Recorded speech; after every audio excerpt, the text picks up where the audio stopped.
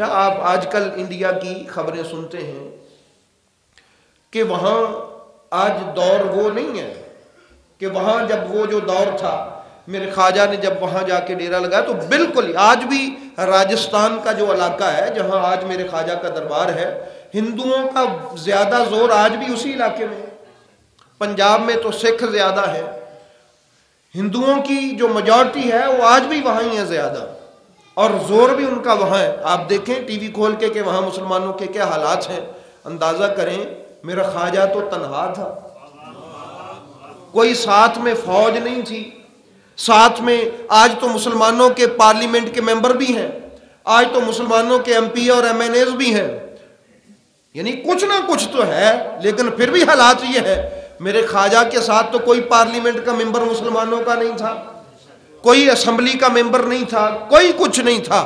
میرے خواجہ تھے، ساتھ میں قطب الدین بختیار بھی تھے جو جوتے اٹھا کے چلتے تھے، ساتھ میں چند اور بھی تھے۔ اور یہاں ضروری ہے کہ چند ایک آپ کی عظمت کی باتیں بھی کر لوں، پھر آپ کی تعلیمات بھی آپ کے سامنے رکھتا ہوں۔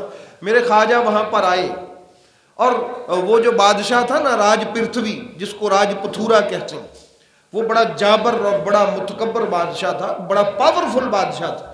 چاہے کتنے ہندوؤں کے بادشاہ گزرے ہوں گے، ان کی نظر میں جو بڑا تگڑا بادشاہ ہے نا وہ پرتھوی تھا۔ اس لیے انہوں نے مزائل کسی اور بادشاہ کے نام سے نہیں بنایا، پرتھوی کے نام سے بنایا۔ کیوں؟ ان کی نظر میں پرتھوی بڑا کوئی طاقتور بادشاہ تھا۔ اور ہمارے بھی سلام ہے پاکستانیوں کو، چونکہ پرتھوی کو جوتا کھڑکایا تھا غوری صاحب نے، انہوں نے پھر غوری مزائل بنایا۔ ان کا کوئی نہیں، پرتھوی صاحب دا علاج خواجہ معین سانو دس کے گئے، خواجہ معین الدین۔ اچھا، وہ بڑا بادشاہ تھا، وہ جو پرتھوی تھا بڑا طاقتور تھا، بڑا پاورفل تھا۔ اس کے محل میں ادھر ایک بہت بڑا انہوں نے ہندوؤں کا ایک عبادت خانہ بنایا ہوا تھا۔ وہ اتنا بڑا عبادت خانہ تھا ان کا، ہندوؤں کا پوجا پاٹ کی جگہ تھی کہ 3.5 من تیل روز اس میں لگتا تھا، اس کے چراغوں میں، اتنا بڑا تھا۔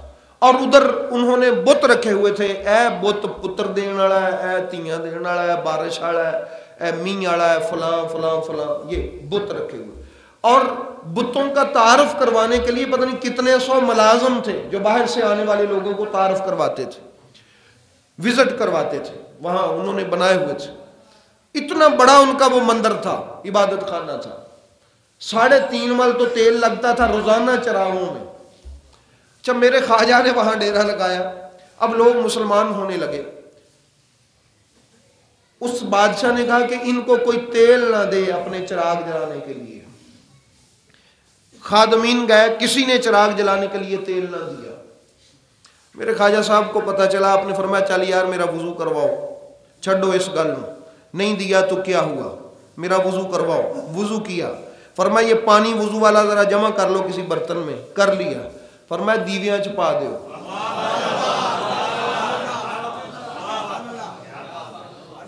دیوں میں ڈال دیا۔ حضور فرمایا اج ساڈا پانی بڑھے گا۔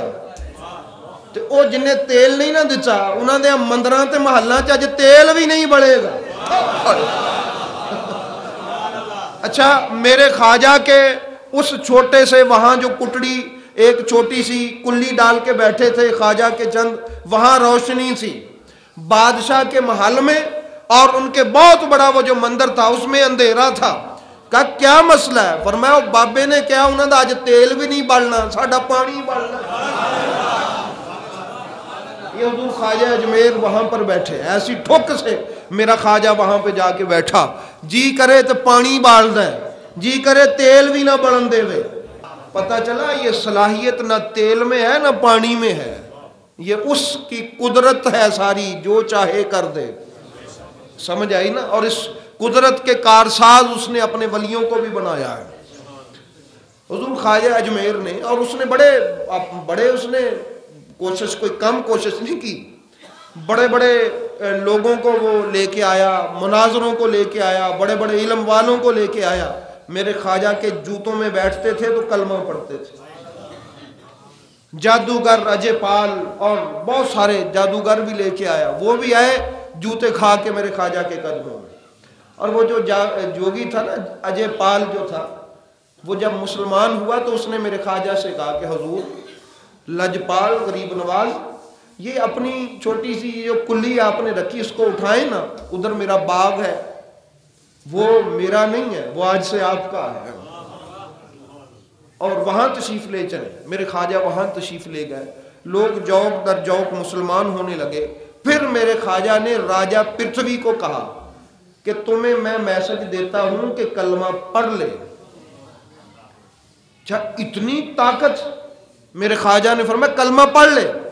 اس نے کہا بھی کمال ہو گئی، اس بابے دی دیکھو یہ دی جرت ویکھو تسی، میں اتنا بڑا ہندوستان کا والی اور بادشاہ ہوں، یہ مجھے کہتا کلمہ پڑھ لے نہیں تو پھر اپنی خیر منا۔ اس کے پاس کوئی فوج نہیں، اس کے پاس کوئی اسلحہ نہیں، یہ باہروں کدھروں آیا ہے تو منو دھمکیاں دیندا ہے۔ میرے خواجہ نے فرمایا دھمکیاں نہیں میں دیندا، اے کان لا کے سن، میں ہنی گوری نو سدنا ہے تے انہیں تینوں پھڑ کے لے جانا ہے۔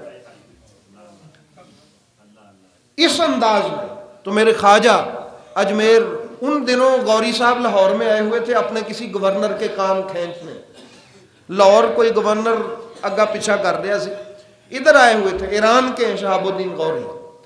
وہ رات کو سویا تو میرے خواجہ اس کو خواب میں ملے، فرمایا اے میرے مرشد عثمان ہارونی نے دعا کی تھی ہے تیرے لیے تے تو حملہ نہیں کردا۔ اس نے خواب سمجھا، دوسری بار پھر خواب سمجھا، تیسری باری پھر خواب نہیں آیا، ستے پید ایک تھپڑ بجا، فرمایا اٹھ میرا مرشد دعا کرتا ہے تو حملہ نہیں کرتا، چل راج پرتھوی کی فوج پہ حملہ کر۔ میرے خواجہ نے انڈیا پہ اس وقت اسلامی فوج کا پہلا حملہ کروایا، ہندوستان فتح ہوا، اسلام کا پرچم بلند ہوا۔ برادران اسلام پھر تو کیا تھا، اب تو جب ہندو ہی ہندو تھے تب لوگ کلمہ پڑھتے جا رہے تھے، تو جب اسلام کی فتح ہوگی تو میرے خواجہ کی شوکت کا عالم کیا ہوگا۔ میرے خواجہ وہاں پر بیٹھتے تھے، یہ والی ہند بنا کے میرے محبوب کریم نے بھیجا اور فرمایا تھا کہ معین الدین تو نے گھبرانا نہیں ہے، تو جدھر دیکھے گا آنکھ تیری ہوگی، نگاہ مصطفیٰ کی ہوگی، تو جدھر انگلی اٹھائے گا انگلی تیری ہوگی، تصرف مصطفیٰ کا ہوگا، بس تو جدھر تیری توجہ ہوگی نگاہ تو کرے گا، توجہ مصطفیٰ کی ہوگی۔ اور پھر ایسا ہی ہوا، میرے خواجہ اجمیر وہاں پر اسی انداز میں بیٹھے۔